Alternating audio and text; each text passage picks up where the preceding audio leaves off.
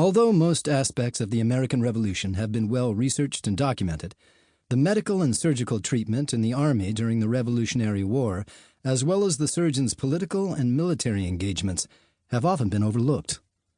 Surgeons played important roles in the American Revolution. Many were actively involved in politics as well as on the battlefields. Surgeries performed at the time were heroic, both from the surgeon's standpoint and, in particular, from the perspective of patients who agreed to undergo major, utterly painful procedures performed without anesthesia.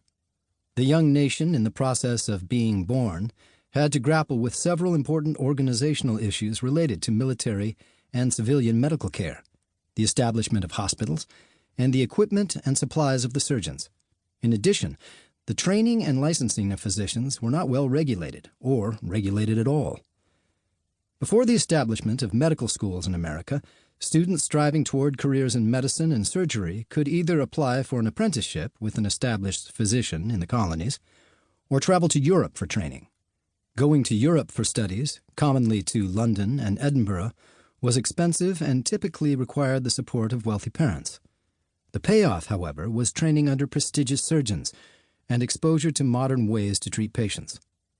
Physicians returning from training abroad were held in high esteem and looked upon as the most educated and expert doctors in their communities, especially if they came back with an M.D. degree.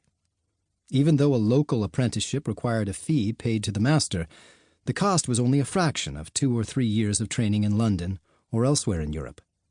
The duration of a surgical apprenticeship in the colonies was about 2 years, but sometimes longer, and the cost was around £100, paid up front to the master.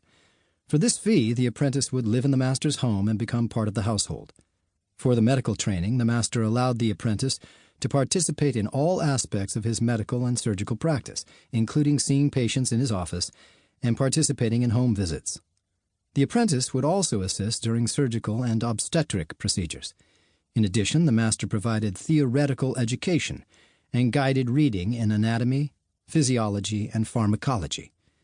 The apprenticeship was typically secured with a contract signed by the practitioner and by somebody, often the trainee's father, promising to pay the master, stating that the master would provide instructions in the mysteries of physic and surgery.